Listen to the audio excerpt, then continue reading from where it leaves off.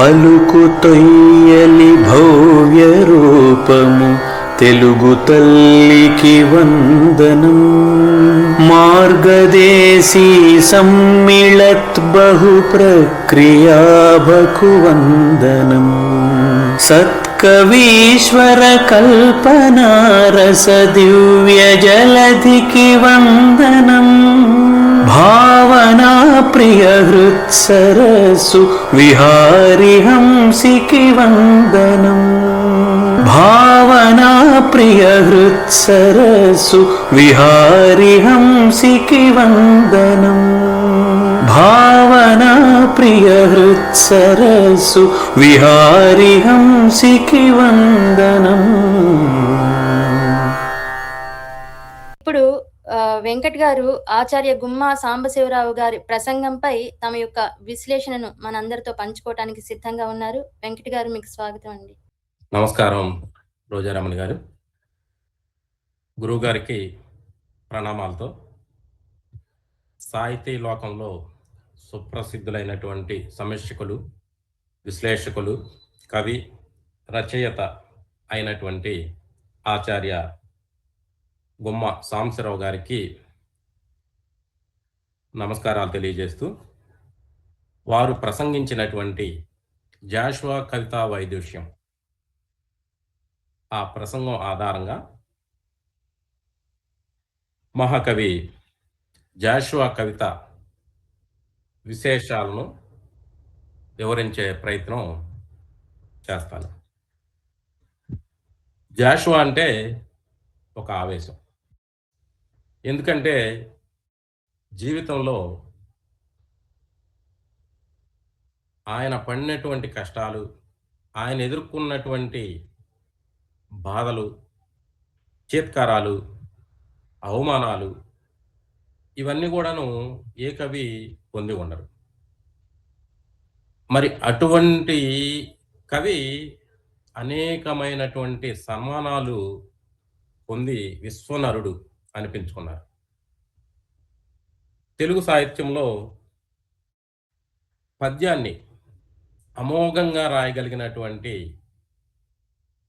సామర్థ్యం ఉన్నప్పటికీ, కావ్యాలు రాయగలిగినటువంటి దక్షత ఉన్నప్పటికీ ఆయన ఆ దిశలో వెళ్ళలేదు. తన కాలం నాటి సామాజిక పరిస్థితుల్ని ఆధారంగా చేసుకొని ఖండ కావ్య రచనకి పరిమితమయ్యారు. వాటితో పాటుగా లఘు కావ్యాలు. ఈ ఖండ కావ్య రచనతోనే వారు కీర్తి గడించారు. తెలుగు సాహిత్యాన్ని వారు నిలబెడితే వారిని తెలుగు సాహిత్యం నిలబెట్టింది. అటువంటి విశ్వకవి సామ్రాట్ గుర్రం జాషువా గారు. మరి వీరు 7 ఖండ కావ్యాల సంపుటలను ముంతాజ్ మహల్, పెరదౌసి, గబ్బిలం, కొత్త లోకం, క్రీస్తు చరిత, ముసాఫర్లు, కాంతిసికుడు ఇట్లాంటి కొన్ని లఘు కావ్యాలని రాశారు. వారు ఏది రాసినప్పటికీ దానిలో సామాజిక దృష్టి కనిపిస్తూ ఉంటుంది. ఈ జాషువా గారు ఉన్నత శ్రేణికి చెందినటువంటి కవి అని చెప్పుకోవడంలో ఎంత మాత్రం అతిశయం లేదు.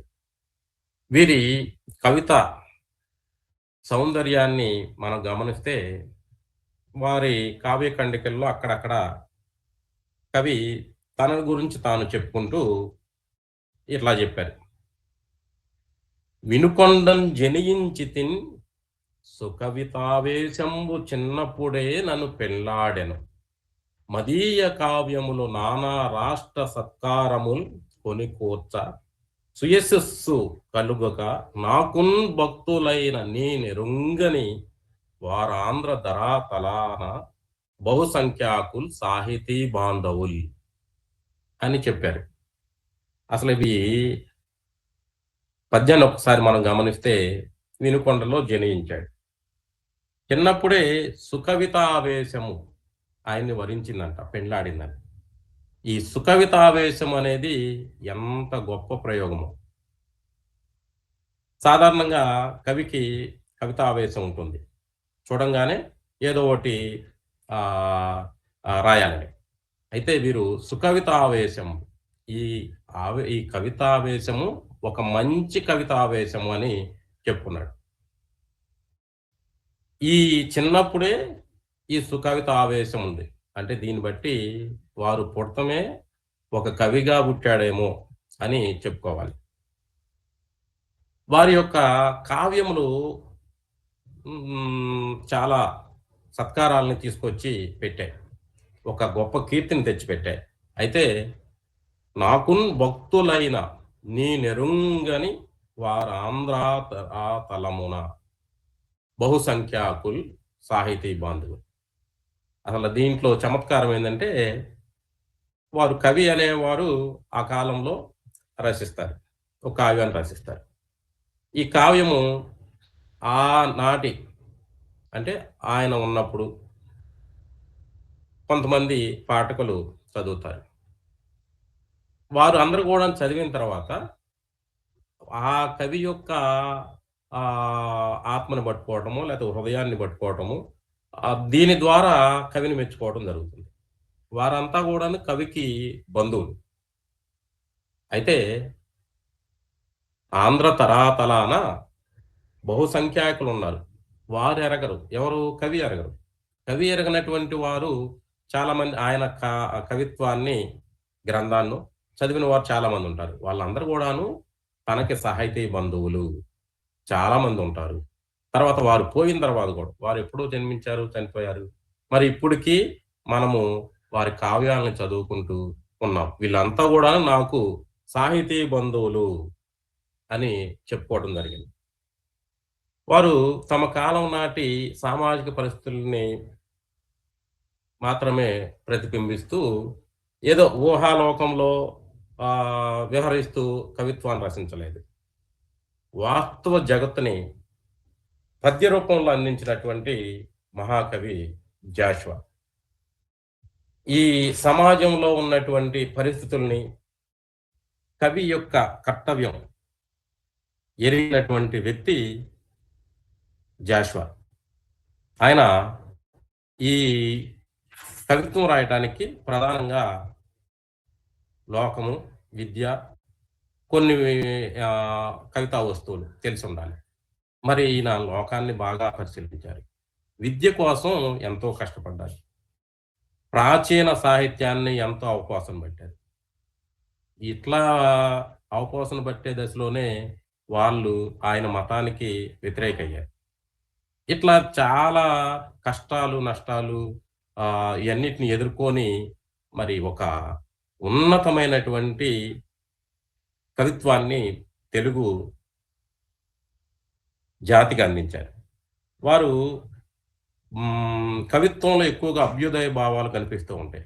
మరి అభ్యుదయం అంటే వచ్చిన కవిత్వం రాసుకోవచ్చు కదా. మరి ఆయన పద్యాన్ని ఎందుకు ఎన్నుకున్నారు?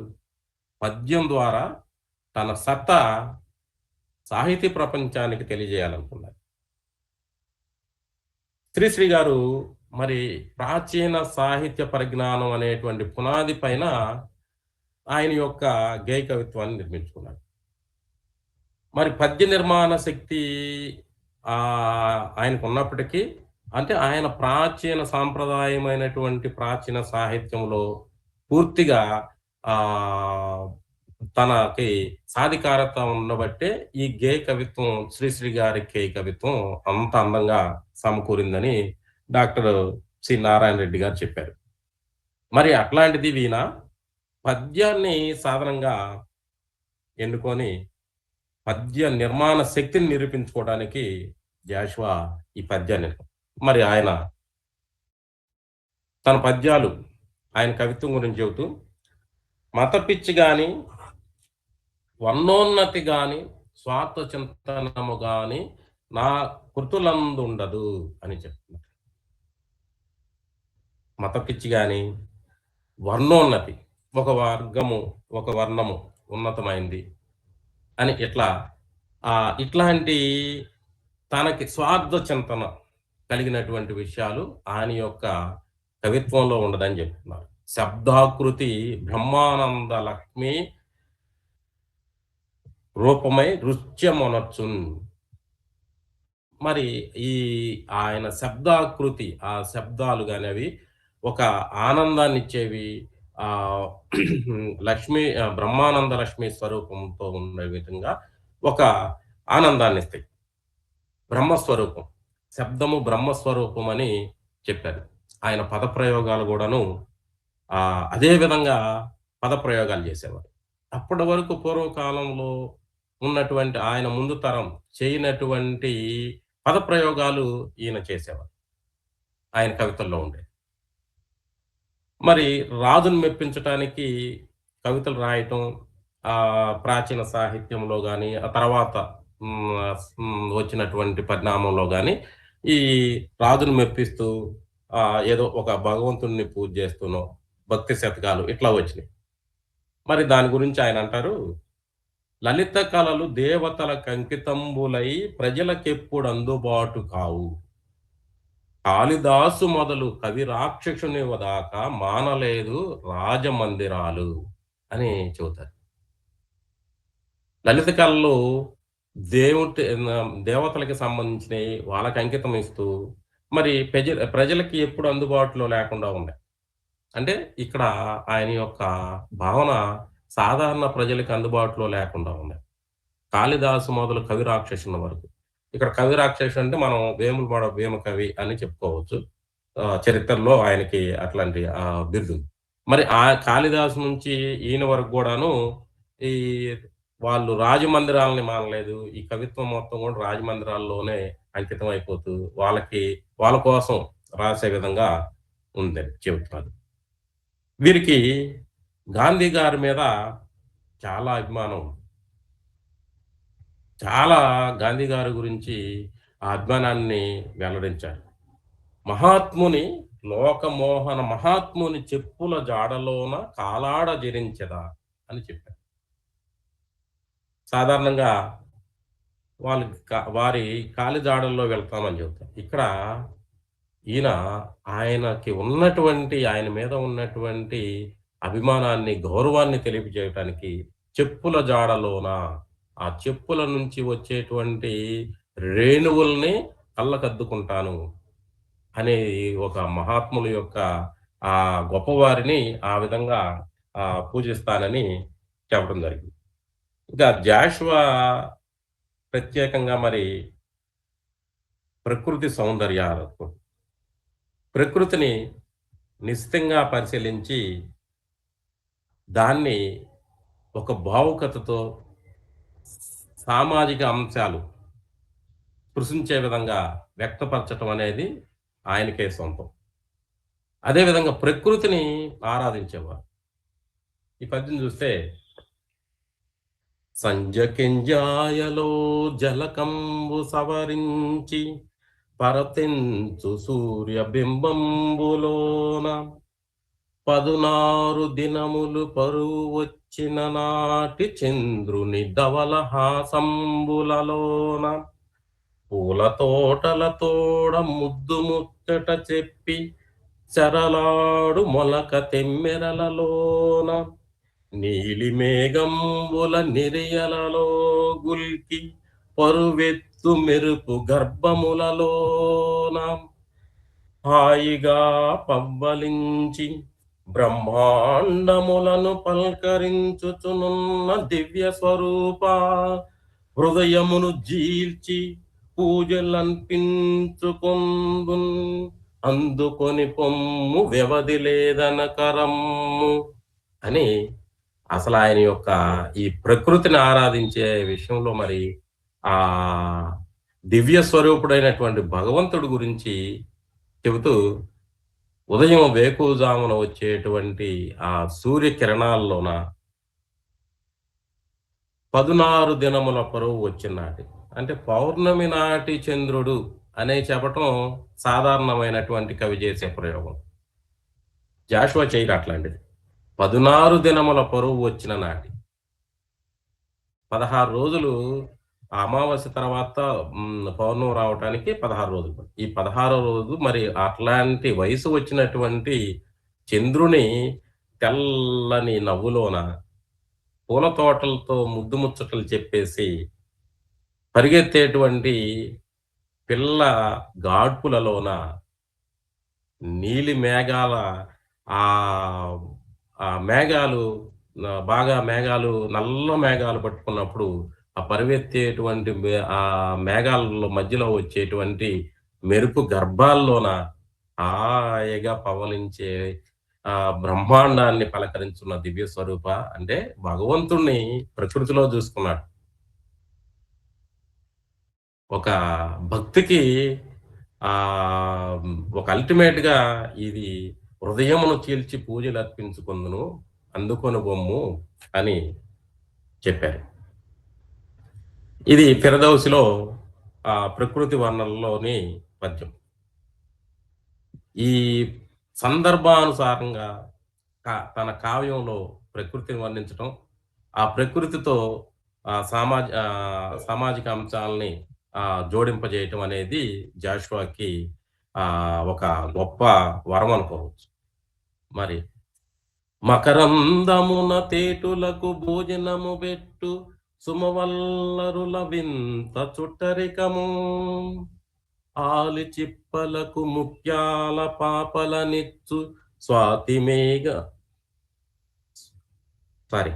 ఆలి చిప్పలకు ముత్యాల పాపలనిచ్చు స్వాతి మేఘాల దాంపత్య మహిమాం కష్టజీవుల మేను గండు చెమట్టలూర్చి పరతించు పిల్ల వాయువులలోనా తలిరాకు అస్తాల పిలచి నీడలనిచ్చు ధరణి జంబుల దాన ధర్మ దీక్ష. చూడండి, ఇవి మకరందమున్న తేటులకి భోజనం పెట్టేటువంటి సుమవల్లరుల వింత చుట్టరికము. తేనెతో మకరందంతో ఈ తేనెటీగలకి, ఈగలకి, తుమ్మెదలకి ఆ భోజనం పెట్టేటువంటి ఈ పూల యొక్క చుట్టరికం. ఆల్చిప్పలకి ముత్యాలు అనేటువంటి పాపలనిచ్చేటువంటి స్వాతి మేఘాల దాంపత్యమై, ఆ స్వాతి మేఘాలు నుంచి వచ్చేటువంటి వర్షపు చినుకులతో ఆల్చిప్పల్లో ముత్యాలు వస్తాయని పేరు. కష్టజీవుల యొక్క వారి యొక్క శ్రమని మరిపింపజేయటానికి వచ్చేటువంటి ఆ వాయువులు, చల్లని గాలులు.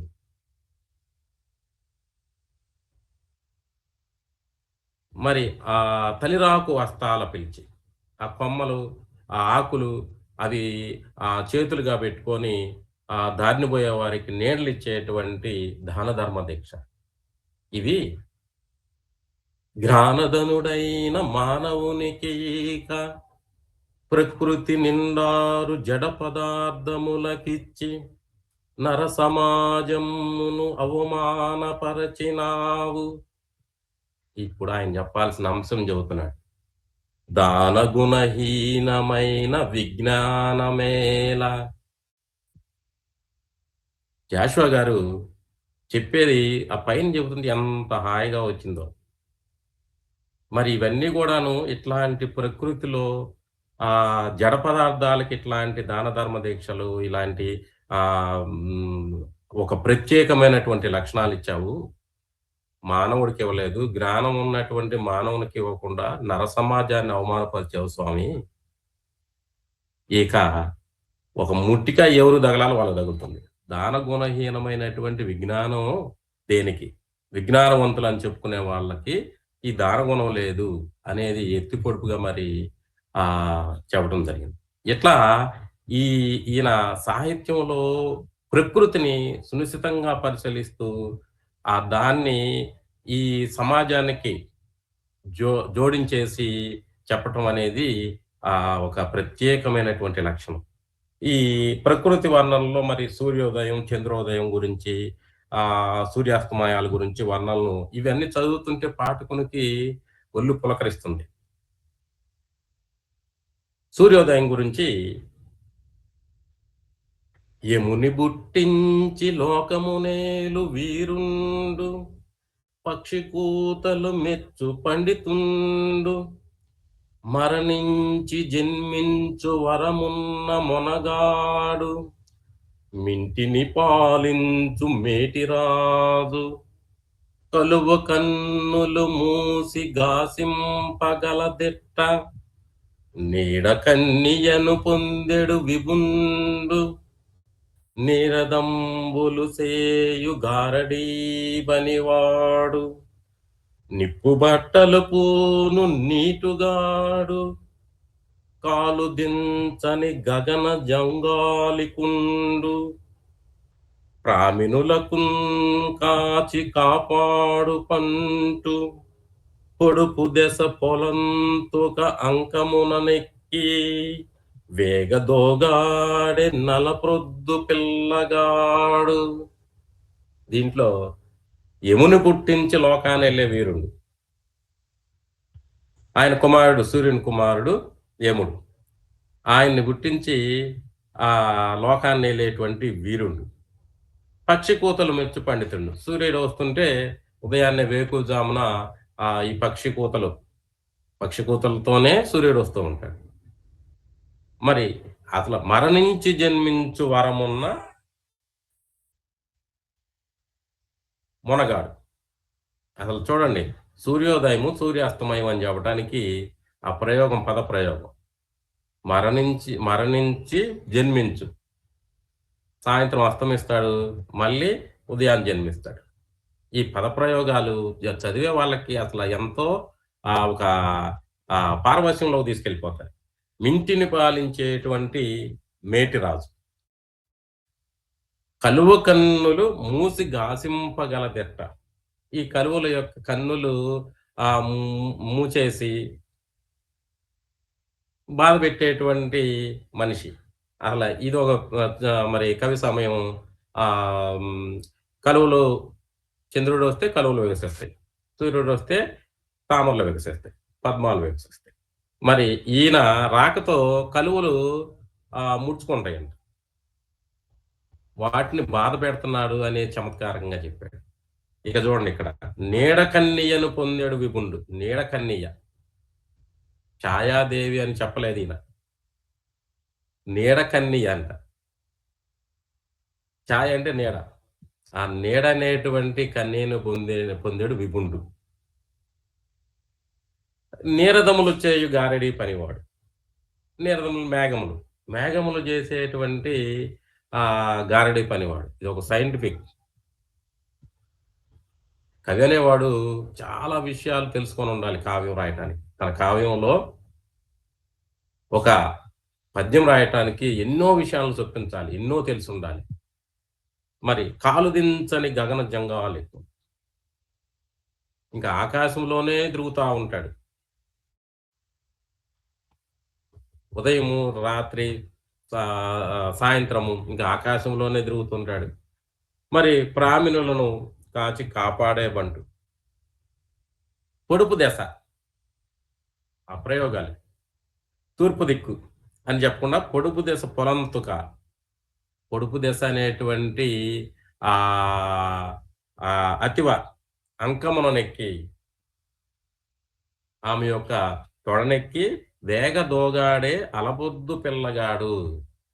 మరి ఉదయాన్నే వచ్చేసరికి పొడుపు దశ, తూర్పు దిక్కు నుంచి మరి ఆమె ఒళ్ళో నుంచి జారేసి దోగాడుతూ వెళ్ళిపోతాడు. అలపొద్దు పిల్లగాడు అని. ఇట్లాంటి ప్రయోగాలు మరి జాషువాకి కొట్టిన పిండి. మరి ఆయన అనేక ఛందస్సుల్లో రాసినప్పటికీ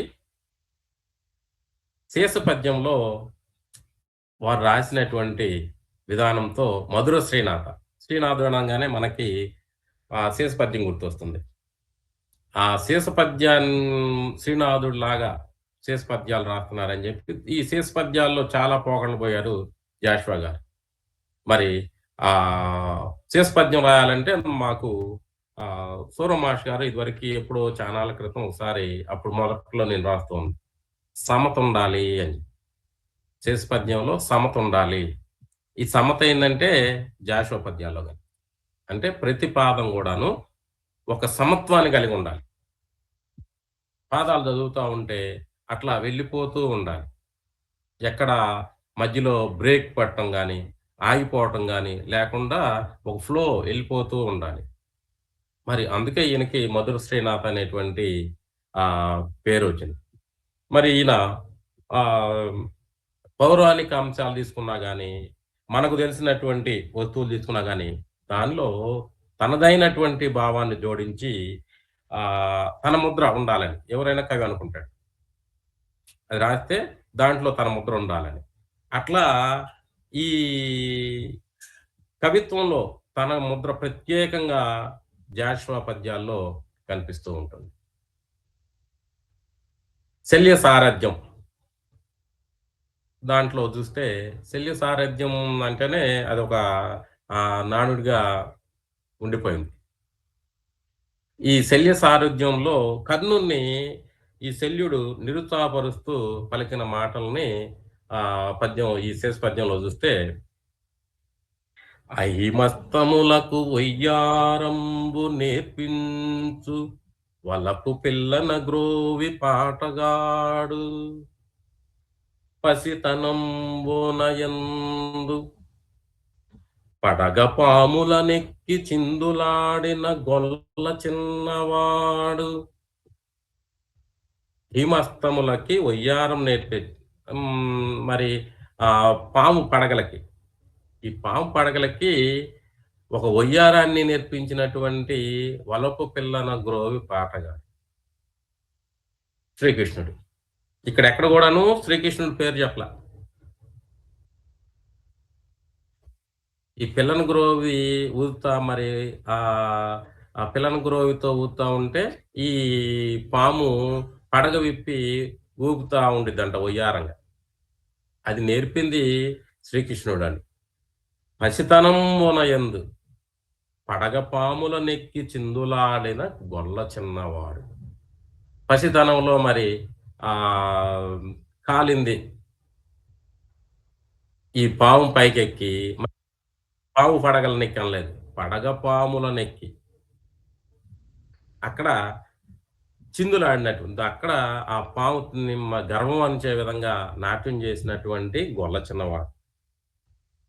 16,000 గోప స్త్రీలతో నుండి అపకీర్తి నందని అందగాడు. 10,000 గోప స్త్రీలతో ఉన్నా గాని అపకీర్తి పొందలేదు. వారిని రక్షించారు అనేటువంటి ఆ కారణంతో ఆయనకి అపకీర్తి రాలేదు. లోకాంతమున మర్యాకు తెప్పం తేలి తలదాచుకున్న చిత్రస్వరూపి.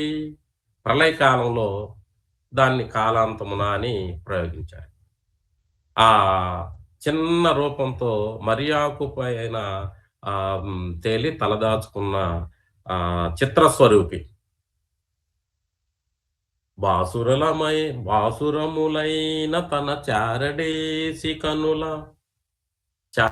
కనులు. జాషువా గారి పద్యాల్లో ఇట్లాంటి తెలుగు నుడులు, చారడేసి కనులు ఇట్లాంటివి కోకొల్లలు అవి అసలు వచ్చి ఆ పద్యంలో అట్లా కూర్చుంటాయి. జాషువా గారు పద్యం రాస్తుంటే మరి ఎక్కడ కూడా పదాల కోసం ఆ గణాల కోసం చూసుకొని రాయలేదు. అసలు పద్యం రాసే వాళ్ళకి ఆ భావం అట్లా వెళ్ళిపోతూ ఉంటుంది. ఆ పదాలు వచ్చి ఎక్కడ కావాలో అక్కడికి కూర్చుంటా ఉంటాయి. అందుకే మరి దాంట్లో ఈ కవిని ప్రస్తావన చేస్తూ ఆయన చాలా కవికి శిల్పికి చాలా ఘనత ఇచ్చినటువంటి వ్యక్తి. మరి ఇక్కడ బాసురములైన తన చారడేసి కనుల మచ్చు జల్లెడు వేలుపు మాంత్రికుండు. ఆయన చూస్తేనే మరి ఆయన కళ్ళతో నుంచి ఆ వెలిగేటువంటి కన్నుల్లో మత్తు జల్లేస్తాడు. వేలుపు మాంత్రికుండు. పొడరి విజయుని అరదంబు తోలుచుండే. కాంచి విల్లందుకొను భాస్కర కుమారా. విజయుడు అంటే అర్జునుడు. మరి ఇక్కడ అర్జునుడు అని అనలేదు. అర్జునుడు అనే ప్రయోగం చేసినా గానీ అక్కడ ఆ గణం సరిపోతుంది. అర్జునుడని. అర్జుని అరదంబు అనొచ్చు. కానీ అనలేదు. ఏంది ఇక్కడ? విజయుని అరదంబు దోలుచుండే అని చెప్పాడు. ఇక్కడ ముందే విజయుడు అంటే గెలుపొందేవాడు. ఆయన యొక్క అంటే గెలుపు ముందే ఈయన శల్యుడు చెప్పేస్తున్నాడు. రే అబ్బాయి కర్ణ, విజయుడు గెలుస్తాడయ్యా అని ముందే చెప్పేసేసాడు. మరి చివరి చూడితే కాంచి విల్లందుకొనుము భాస్కర కుమార. ఇక్కడ మరి విఘ్నులు ఎంత ఆలోచనతో దీన్ని చెప్పారు. కాంచి విల్లందుకొనుము భాస్కర కుమార. ఇది తేటగేతి పద్యం. ఈ తేటగేతి పద్యంలో కాంచి విల్లందుకొనుము బా వరకు గణం ఉంటుంది. స్కర కుమార్ అనేది తర్వాత సూర్యగణంలోకి వెళ్ళిపోతుంది. ఇక్కడ భాస్కర కుమార్ అనే దాన్ని బా యువతలకు నెట్టేశారు. స్కర కుమార్ అనేది అవతలకు నెట్టేశారు. మరి బహుశా కవి అలా, విశ్లేషకులు అలా చెప్పారు. మరి మొత్తం మీద చూస్తే విశ్లేషణ కరెక్ట్ అనిపిస్తుంది. ఎందుకంటే ముందే సాభిప్రాయంగా కవులు వారి యొక్క భావి కథార్థ సూచనగా ఈ చెప్పడం జరుగుతూ ఉంటుంది. దీంట్లో భాగంగా చూస్తే ఈ బాని యువతలో పెట్టడం వలన భాస్కర కుమార్ని ఖండించినట్టు అవుతుంది. ఈ భాస్కర కుమార్ని అయ్యా నిన్ను ఖండిస్తాడు అని ముందే చెబుతున్నాడు. ఇట్లా శల్యుడు కర్ణుణ్ణి ఎంత నిరుత్సాహపడుతూ యుద్ధానికి నీరు కారుస్తాడో మరి జాషువా గారు గొప్పగా చెప్పారు.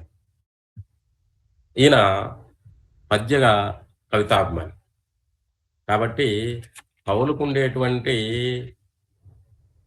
బాధల్ని ఓ పద్యంలో చెప్పాడు. మనం జిజ్ఞాసులు ఉన్నారు ఇక్కడ అందరూ ఎక్కువ మంది. పద్యం రాసేటప్పుడు ఎంత కష్టపడతా ఉంటామో. మొత్తం అయిపోయింది పద్యం రాయటం. చివరి ఒక గణం కావాలి. ఆ గణం కోసం పెట్టుకోవడానికి ఆ ఒక్క గణం కోసం మళ్ళీ పద్యాన్ని మార్చి అటు ఇటు చేస్తాం. చివరికి పద్యం మనకే అర్థం కాదు. ఏదో గిట్టిచ్చామంటే గిట్టిచ్చినట్టు గణాలతో కూర్చోబెట్టడం జరుగుతుంది.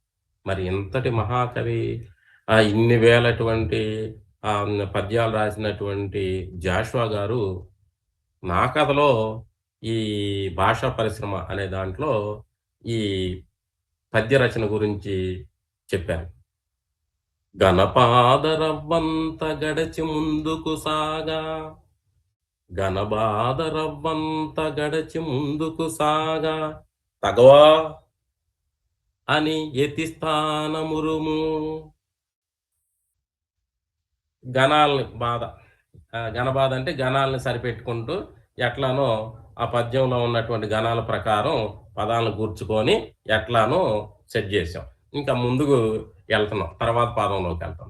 అంతలోనే ఆగాగు అని యతిస్థానము కోపంగా చూసిద్దంట. సరిపోలేదు చూసుకో అని. సరే గణాలు అయిపోయింది. యతిని ఏటో చేసుకొని రావడానికి ఇంకో పదం వేసుకున్నాం. యతికి సరిపోయేటువంటి పదం వేసుకున్నాం. యతిని మచ్చిక చేసి అడుగు ముందుకు సాగా, ప్రాసంబు కుత్తుక పట్టి నిలుపు.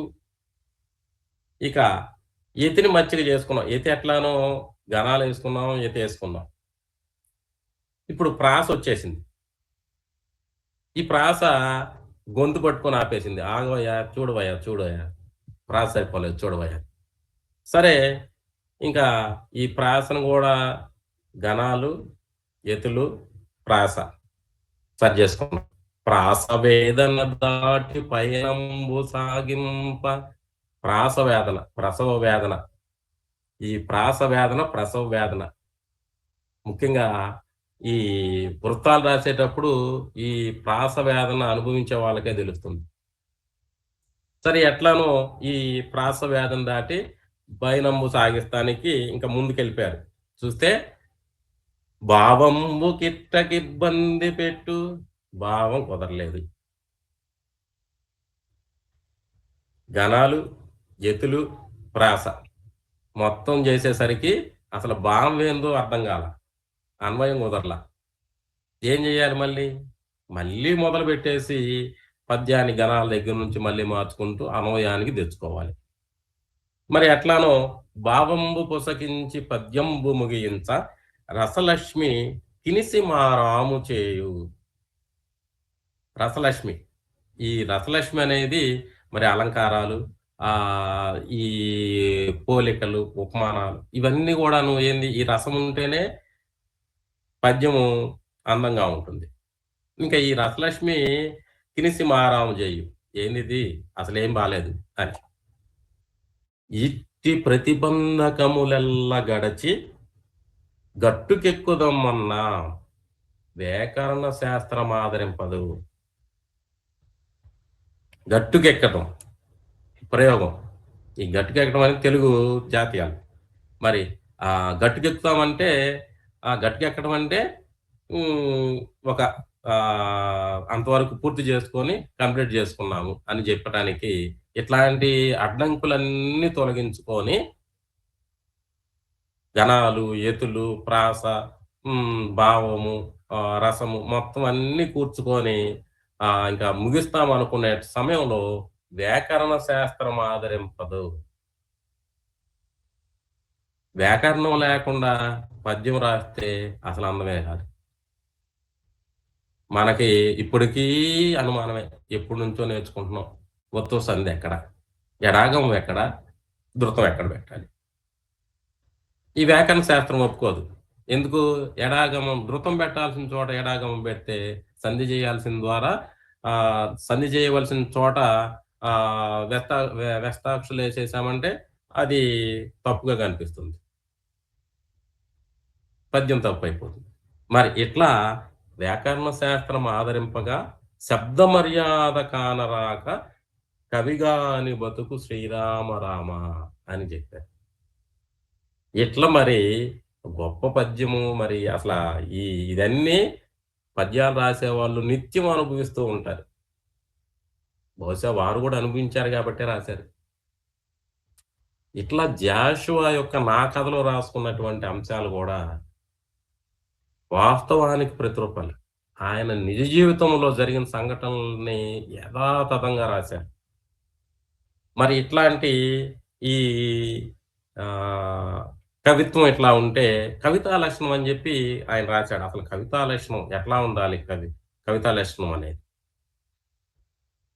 మదమరాళంబుల కుదురైన నడకలో రాణించు సహజంబు రాజసంబు. ఒక హంస నడకలో ఉన్నటువంటి సహజమైన రాజసము పద్యంలో కనిపించాలంట. కథను త్రొక్కు గుర్రాల గర్వంపు మెడల వలపుల నుట్టిపడు కులుకుల పసందు. కథను త్రొక్కేటువంటి గుర్రం ఆ గర్వంతో ఉన్నటువంటి ఆ మెడ దగ్గర ఉన్నటువంటి ఆ జూలు అది ఒక రకంగా ఊగుతూ ఉంటుంది. అట్లాంటి కులుకుల పసందు పద్యంలో కనిపించాలంట. నెలకోనలంటని నిండు జవ్వని కుజద్వయనేలు వలరాచవాని బిగువు. నెలకోనలు ఈ అసలు ప్రయోగం నక్షతాలు అవి అంటనటువంటి నిండు యమనంలో ఉన్నటువంటి ఆమె యొక్క కుజద్వయనేలేటువంటి వలరాజవాణి. వలరాజు అంటే మన్మధుడు బిగువులాగా ఉండాలి. కలికి గులాబీ మొగ్గల మీది విశ్వమోహనమైన సున్నితమైన మెదపు. గులాబీ మొగ్గల మీద ఉన్నటువంటి ఆ సున్నితత్వము ఆ పద్యంలో కనిపించాలండి. విశ్వమోహనమైన సున్నితత్వం. మరి ఈ విధంగా పద్యం రాయాలి. మధుర రసమును గడుపున మాటుకున్న ద్రాక్ష ఫల గులొచ్చముల అందముల తూగు. మధుర రసాన్ని కడుపులో ఉంచుకున్నటువంటి ఈ ద్రాక్ష పళ్ళ గుత్తుల యొక్క అందము తూగే విధంగా వరకవీంద్రుని కావ్య ప్రపంచముందు ప్రతి పదంబున మదికి దర్శనమసంగు. ప్రతి పదంలో కూడాను ఇట్లాంటి అందము కనిపిస్తూ ఉండాలి అని కవితా లక్షణంలో చెప్పారు. అట్లా చెబుతూనే సందిటకు రాని వ్యర్థ భూషణములెన్నో తనువున తగిల్చి కావ్య సుందరిని దిద్ది బరువు మోయించి తత్వంబు మరచిపోవు కవి ఎరుంగడు వ్యంగ్యవాగర్భ మహిమ. వృద్ధ భూషణాలు, అలంకారాలు చూడండి. అసలు ఈ భూషణాలు అనేదనే నగలని ఎప్పుడో పాత పడిపోయినటువంటివని. దీంట్లో చమత్కారం ఎప్పుడో ప్రాచీన కాలంలో వాడినటువంటి అలంకారాలు ఇవన్నీ వేసేసి కావ్య సుందరి తనువున తగిలించి ఆ ప్రయోగాలు, పదప్రయోగాలు ఎంత అందంగా ఉంటాయి. ఈ కావ్య సుందరి అంటే కావ్యంలో ఇలాంటి అన్ని రకరకాల అలంకారాలు ఇవన్నీ తగిలించేసి ఈ బరువులు మోయించేసి అసలు తత్వం మర్చిపోయే కవి ఆయన రాయాలనుకున్నటువంటి తత్వమే మర్చిపోతాయి. ఒక చమత్కారం చేయాలి, పద్యం ద్వారా ఒకటి సందేశం ఇవ్వాలి. ఇలాంటివన్నీ పెట్టేసరికి ఏమవుతుంది, అవి అసలు ఏదో అయిపోతుంది, చదవటానికి కూడా ఇబ్బందిగా తయారవుతుంది. మరి కవి గురించి గొప్పగా చెప్పారు. వసుధ శాసింపగల సార్వభౌముడగును ధీరుడగు భిక్షకుండగు దీనుడగును దుఃఖితుడగును నిత్య సంతోషియగును సత్కవి ధరింపజాలని వేషములు గలవే అని పిరదోసులు చెప్పారు. వసుని శాసించేటువంటి సార్వభౌముడవుతాడు, ధీరుడవుతాడు, మరి ఒక్కో టైంలో భిక్షవాడవుతాడు, ఏమీ తెలియనటువంటి దీనుడవుతాడు, దుఃఖితుడవుతా ఉంటాడు, ఒకప్పుడు నిత్య సంతోషి అవుతాడు. ఈ కవి రాసే దాంట్లో పాత్రను బట్టి పాత్రలో ఒదిగిపోతూ ఉంటాడు. ఇట్లాంటి ఎన్నో వేషాలు ధరించాలి కవి.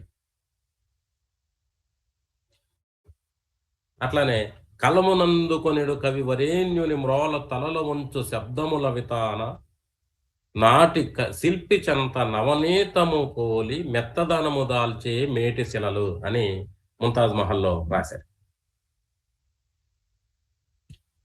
కలము పట్టుకున్నటువంటి కవివరేణ్యుడు కలం పట్టుకుంటే పదాలు ఒక ప్రవాహం లాగా వచ్చేస్తా ఉంటాయంట.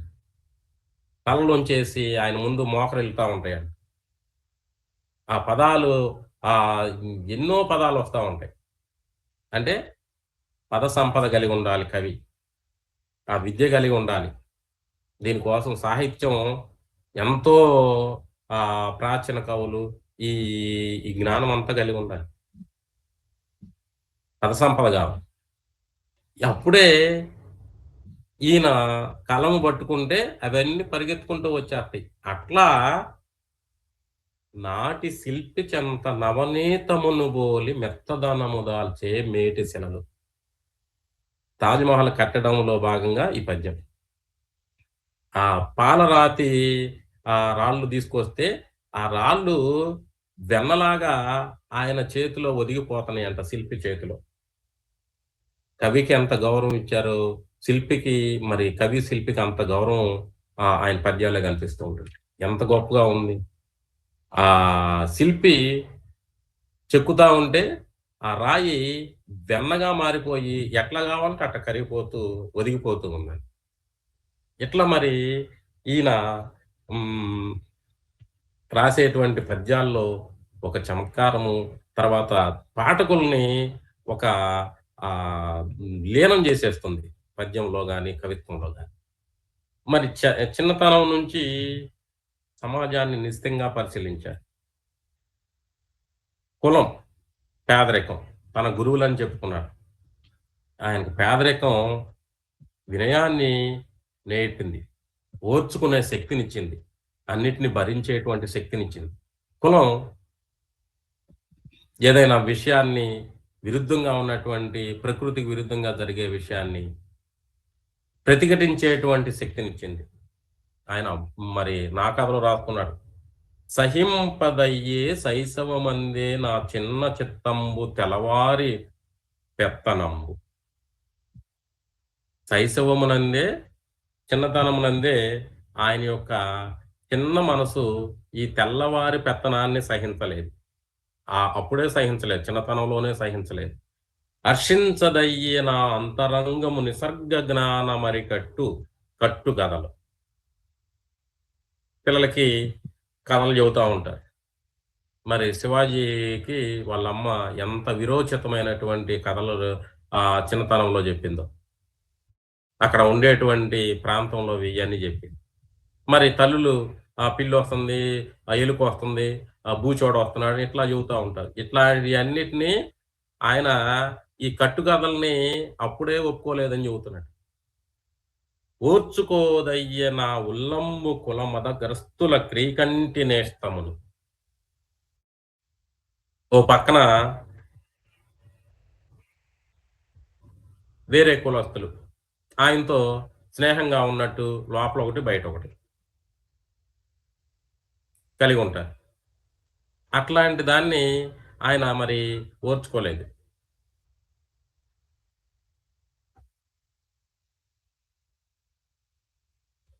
ఊకొట్టదయ్యే నా యుక్తి నేరని జిహ్వ దరిలేని కర్మ సిద్ధాంతమును. అది చూడండి, కొట్టదయ్యే. ఎప్పుడు కొడతారు? జోలపాట పాడేటప్పుడు కొడతారు. అప్పుడే ఆయన యొక్క ఉక్తి నేరనేటువంటి ఏమీ తెలియనటువంటి ఆ చిన్నతనంలోనే, ఆ రుచులు కూడా తెలియనటువంటి ఆయన నాలుక ఈ కర్మ సిద్ధాంతాన్ని కూడా ఒప్పుకోలేదు. అప్పుడే చిన్నతనమే ఒప్పుకోలేదు. విశ్వసుఖములను అనుభవింప చేతులు దాచి పేరుమెత్తున అభీప్సతముల గాయపరుచు మాయ కట్టుబాట్లకు అంజలింపదయ్యే నాదు లేత మనసు. చిన్నతనంలోనే ఒక అభ్యుదయ భావాలు కలిగినటువంటి ఆ జాషువా అప్పుడు చిన్నతనంలో ఉన్నటువంటి ఆయన చూసినటువంటి పరిస్థితులు, ఎదుర్కొన్నటువంటి అనేక అవమానాలు ఆయన్ని మరి ఈ ఒక గొప్ప కవిగా, పేదరికం కులం, ఈ రెండు ఆయన్ని ఒక గొప్ప కవిగా తీర్చిదిద్దాయి. ఈ కథా వస్తువు, పాత్రల చిత్రణ, ఛందస్సు, అలంకారాలు, మరి రసపోషణ, పదప్రయోగం ఇవన్నీ కూడాను ఒక కావ్య శిల్పానికి అంగాలుగా చెప్పుకోవచ్చు. మరి ఈయన వీటన్నిటినీ పట్టు సాధించారు. అపారమైనటువంటి భావుకత, హృదయం త్రవించేటువంటి ఒక మెత్తతనము ఆయన కవిత్వంలో కొట్టొచ్చినట్లు కనిపిస్తూ, ఆయన ఒక మానవీయ కవిగా కనిపిస్తాడు. ఆయన పద్యాలు చదువుతుంటే కారణ జన్ముడు అనిపిస్తుంది.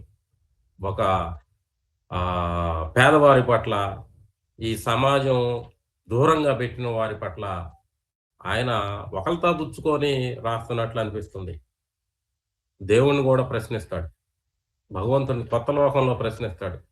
కలము బట్టినట్టి కవులెల్ల నీలోని సుగమున ఘనములెల్ల పొగడుచుండా ప్రజల కష్టములను పలుకువారెవ్వరు, పలికిరేని తలుచువారెవరు. కలం పట్టిన వాళ్ళందరూ కూడాను మరి దేవుణ్ణి పొగుడుతూ భక్తి శతకాలు, భక్తి మరి ఆయన్ని పొగుడుతూ ఉంటే ప్రజల తరపున నిలబడి పలికే వాళ్ళు ఎవరు? ఒకవేళ పలికినా గాని తలిచేవారెవరున్నారు అని ప్రశ్నిస్తున్నాడు. కవుల సృష్టిలోన కనిపించు ప్రతి పదార్థంబు రసమయంబు అమృతమయం, విశ్వకవివి నీవు విషమయంబగు నుర్విగోళమేకతాన గోచరించే. బ్రహ్మదేవుణ్ణి విశ్వకవి, కవి బ్రహ్మ అంటాం. ఈయన విశ్వకవి అని చెప్పి బ్రహ్మదేవుడికి పేరు పెట్టేశాడు. కవుల సృష్టిలో కవి సృష్టించాడంటే ప్రతి పదార్థం కూడాను ఒక రసమయంగా ఉంటుంది. అంటే ఆ కవి సృష్టించేటువంటి కావ్యంలో ప్రతిదీ కూడాను రసమయము, అమృతమయం అట్లానే సృష్టిస్తాడు. మరి విశ్వకవి అయినటువంటి నువ్వు ఈ సృష్టిని ఇంత విషమంగా ఎలా చేశావు? నీకు ఎట్లా గోచరిస్తుంది, ఎట్లా కనిపిస్తుంది ఈ విశ్వము అని ప్రశ్నిస్తాడు. పొగడుటలు దక్కే నావలే తెగడుటల నిరంగవీవు నేటి వరకు నీ పగడుతను గాను నీలో సగమంశ గలట్టి కావ్య జగతీ సృష్టం అని. అసలు గట్స్ ఎంత గట్స్ కావాలండి ఇది? నీకు పొగడటలు మాత్రమే ఉంటాయి కానీ మరి తెగడటలు నువ్వు ఎరంగవు. అందరు ప్రశంసించడమే ఉంటుంది. నిన్ను తిట్టే వాళ్ళు ఎవరు కనపడరు నేటి వరకు. నేను పగవాణ్ణి గాను నీలో ఉన్నటువంటి సగమంశ గలైనటువంటి కావ్య జగతీ సృష్టం, ఒక కావ్యాన్ని సృష్టించేటువంటి వాడిని. మరి నాకు నువ్వు సమాధానం చెప్పాలి అని దేవుణ్ణి ప్రశ్నిస్తాడు. ప్రకృతిలో ఉన్నటువంటి మరి సూక్ష్మ రహస్యాలని సున్నితంగా పరిశీలించి కవిత్వ రూపంలో సమాజానికి అందించే విధానం ఈ ఒక జాషువాకి మాత్రమే సాధ్యం. ఈ కొత్త లోకంలో ఈ సమాజము నువ్వు సృష్టి చేశావు, చాలా అవకతవకలుగా ఉంది అని ప్రకృతి మనం చూస్తూనే ఉంటాం, చాలా చూస్తూనే ఉంటాం. అవి కవితా వస్తువు అయిద్దని మనం అనుకో. మన ఈ ఊహలన్నీ కూడాను ఆకాశంలో తారాలు తెంపి తీసుకొని రావాలి, లేకపోతే సూర్యుడు వస్తే కలువు బామ తామర పద్మము వికసించాలి, చంద్రుడు వస్తే కలువు బామ పలకరించాలి, ఇట్లానే ఉంటాయి. మరి ఈయన మన చుట్టుపక్కల ఉన్నటువంటి వాడు వలపుల బిడ్డలం కటిక పస్తులతో అతమార్చి గడ్డి దూడల సృజించి తెచ్చి ఎదుట నిలబెట్టెడు క్రూర మత్య మండలముల మోసమున్ తెలిచి నవ్వు ముఖంబుల పాలు సంగు గోవుల సహన స్వభావమును పొందొనరింపుము మా మనసులన్ అని చెబుతారు. ఇక్కడ సహన స్వభావం గురించి చెప్పటం, గోవుల్లో ఉండేటువంటి సహన స్వభావం. మరి ఆ గోవులు దూడల్ని కట్టేస్తూ ఉంటారు, పాలు పిండుకుంటా ఉంటారు. ఒక దశలో అవి దూడలు చనిపోవు. అప్పుడు గడ్డితో దూడలను తీసుకొచ్చి ఎదురు పెట్టేసేసి పాలు తీసుకునేది మనం చూస్తూనే ఉంటాం. అది అసలు ఈయన కవితా వస్తువు అయిందంటే చూడండి మరి ఎంత సునిశ్చితమైనటువంటి పరిశ్రమ. అట్లా తీసుకొచ్చి పెడితే మరి అంత మోసం చేస్తాడని ఈ క్రూర మత్స్య మండలము, ఈ క్రూరుడైనటువంటి మానవుడు ఇట్లాంటి మోసం చేస్తాడని తెలిసినా గాని ఆయన నవ్వుముఖాలతో పాలు ఇచ్చేటువంటి అట్లాంటి సహన స్వభావాన్ని మా యందు నిలుపుమయ్యా, మా మనసుల్లో నిలుపుమయ్యా. మా నవజీవుహాలను తనిపి మా బ్రతుకుల్ చరితార్థమయ్యే అంచానన సీమలన్ ప్రమదహాత రుచుల్ కనుబట్ట నిత్యమున్ కోనలతోడ వద్యశిలకన్ పరువెత్తెడు గొర్రె మందలో గానక ఒత్తు త్యాగమును కల్పన చేయము మా మనసులన్. గొర్రెల మంద, మరి ఈ గొర్రెల మందలో మరి ఈ మానవుల యొక్క నాలుకల్ని రుచి కల్పించేస్తేనే మా జన్మ చరితార్థం అవుతుంది అని ఈ గొర్రెల మందలు ఉంటాయంట. ఇవి ఏంది వద్యశిలక తీసుకెళ్తున్నా గాని పరిగెత్తుకొని వస్తా ఉంటాయి. అసలు ఇది చూడండి పోలిక. అసలు ఈ అందుకే గొర్రె కషాయి వాడిని నమ్మిద్దనే మాట. అయినా గాని పరిగెత్తుకునే వస్తా ఉంటాయి. మిమ్మల్ని చంపేస్తానికి తీసుకెళ్తున్నారన్నా గాని పరిగెత్తుకుంటూనే ఉంటాయి. అట్లాంటి త్యాగ గుణాన్ని మా మనసుల్లో నింపువయ్యా. మరి అట్లానే ఈ కుక్కల యందు ఉన్నటువంటి విశ్వాసం, దాన్ని మాలో నింపి చుట్టాల్లో నింపమన్నాడు. ఆ చుట్టాలకి ఉన్నటువంటి మరి ఇక్కడ కమికెన్నము పెట్టకున్నను బుభుక్షా సుఖ్యుతంబైన దేహమునందు ప్రతి రక్త బిందువున నెయ్యంపు నిజ స్వామి రూపము దీపింప భజించు స్వానముల విశ్వాసంబు రవ్వంత చుట్టములందు నెలకొల్పు ఇంకొక అజెండ సృష్టి గావించినన్. ఇంకో భూమిగా సృష్టించేటట్టయితే ఇట్లాంటి పని చేయి స్వామి, చుట్టాలందు పెట్టు విశ్వాసాన్ని, ఈ కుక్కల యందు ఉన్నటువంటి విశ్వాసాన్ని. ఆ యజమాని దగ్గర గుప్పెడు అన్నం పెట్టకపోయినా గానీ, బాగా అవి నకనకలాడుతా ఉన్నా గానీ, యజమాని చూడంగానే ప్రతి రక్త బిందువులో విశ్వాసాన్ని చూపిస్తాయండి.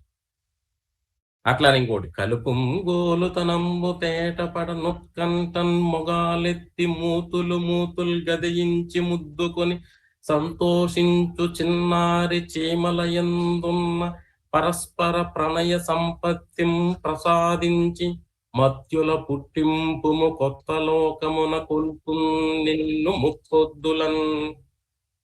ఈ చీమలు వెళ్తా ఉంటే 2 చీమలు ఎదురైతే ఏదో ఒక ముచ్చట చెప్పుకున్నట్టు 2 ఇట్లా మాట్లాడుకున్నట్టు పోతాయి. మరి ఆ చీమల్లో ఉన్నటువంటి పరస్పరమైనటువంటి ప్రణయ సంపత్తిని మా మనసుల్లో పెట్టి ఈ మనుషుల్ని పుట్టించు స్వామి, కొత్త లోకాన నిన్ను 3 పూట్ల గొలుతాను అని చెప్పి చెప్పడం జరుగుతుంది. మరి ఇట్లా ఈ పద్యం ఏది రాసినా, ఏ పద్యం రాసినా దాంట్లో ఆ పద ప్రయోగాలు కానీ, ఆయన చెప్పాలనుకున్న భావం కానీ అట్లా వచ్చి కూర్చుంటుంది. మరి ముంతాజ్ మహల్లో ఆ రాణిగారు చనిపోతా ఉంటే ఆ రాజుగారిని షాజహాన్ని ఓదారుస్తూ ఆమె చేత చెప్పించాడు పద్యాలు, జీవిత సత్యాలు. ఆమె చేత చెప్పేది ఏందిలే, ఈయనగా చెప్పింది. భూరి పరాక్రమోత్తల పుచ్చిన మేటి కపాల పాత్రలను నేరము దావుతున్నవి వనీవన భూములలోని సింహము, వారల అస్థి పంజరములను నివసించడు నూన నాభములు దారము దీసి నింతియే గదా భువి 4 చెరంగులేలినన్ చక్రవర్తి, మహాచక్రవర్తి. మరి చనిపోయిన తర్వాత ఆయన పరిస్థితి ఏంది? ఆ శ్మశానంలో ఎప్పుడో బయటపడితే ఆ పురిలో వర్షానికి నీళ్లుంటే సింహాలు వచ్చి దాగుతున్నాయండి. ఆ అస్థి పంజరంకి మరి ఈ సాలీళ్ళు గూళ్ళు కట్టుకుంటాయి. మరి భూమిని పాలించినటువంటి 4 దిక్కులు పాలించినటువంటి రాజు పరిస్థితి ఇట్లా ఉంది. మరి ఇట్లాంటి పద్యాలు అనేకమైనటువంటి కావ్యాల్లో గొప్పగా రాసి ఆ పాఠకుల్ని చదువుతుంటే వేరే లోకానికి తీసుకెళ్ళిపోవడం, దాంతో పాటుగా సామాజిక బాధ్యతను గుర్తు చేయటం. ప్రకృతి వర్ణనలో కానీ, ఆయన కావ్యం ఏదన్నా సామాజిక అంశం రాసినా కానీ సమాజంలో ఏ విధంగా ఉండాలి, ఆయన ఈ సమాజం ఒక కొత్త లోకంగా ఉండాలి అని కాంక్షించాడు. మరి ఒక నవయుగం కావాలనుకున్నాడు. అందుకే ఈయన నవయుగ కవి చక్రవర్తి. అప్పటి వరకు ఉన్నటువంటి ఈ తెలుగు సాహిత్యాన్ని ఆయన పందాలు ఒక వరవడి సృష్టించి చెప్పుకోదగినటువంటి, ఇప్పటికీ మరి ఎప్పటికీ గుర్తుండిపోయేటువంటివి, సమాజానికి ఆదర్శంగా ఉండేటువంటి పద్యాలు రాశారు. మరి అట్లాంటి కావ్యాలను రచించారు. ఎందరికో ఆదర్శంగా, ముఖ్యంగా మనలాంటి వాళ్ళకి నేర్చుకోవడానికి కొండంత ఆయన ద్వారా. ఏమి రాయాలి, ఎట్లా రాయాలి, నడక ఎలా ఉండాలి, శైలి ఏ విధంగా ఉండాలి. మరి ఎంతో మంది ఆయన లాగా శైలిలో రాయాలనుకున్నారు, కానీ ఎవరి వల్ల కాలేదు.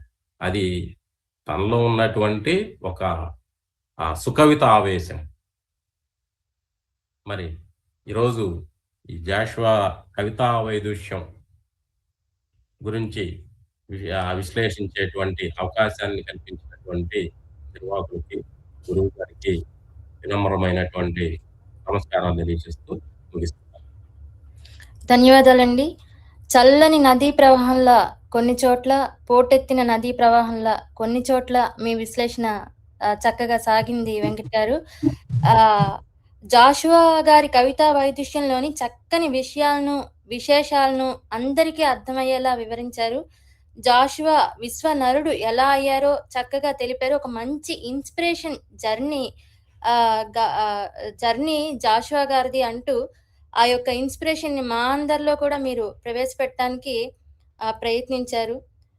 సుకవిత ఆవేశము పెండ్లాడడము, శబ్దం బ్రహ్మస్వరూపము ఆయన యొక్క ప్రయోగాల్లో ఉండే చమత్కారాల్ని, వైవిధ్యాన్ని అన్నీ కూడా మా అందరికీ చక్కగా అర్థమయ్యేలా వివరించినందుకు మీకు హృదయపూర్వక ధన్యవాదాలు. పలుకు తొయ్యలి భవ్య రూపము తెలుగు తల్లికి వందనం. మార్గదేశీ సమ్మిళత్ బహు ప్రక్రియాభకు వందనం. సత్కవీశ్వర కల్పనారస దివ్య జలధికి వందనం. భావనా ప్రియ హృత్సరసు విహారి హంసికి వందనం. భావనా ప్రియ హృత్సరసు విహారి హంసికి వందనం. భావనా ప్రియ హృత్సరసు విహారి హంసికి వందనం.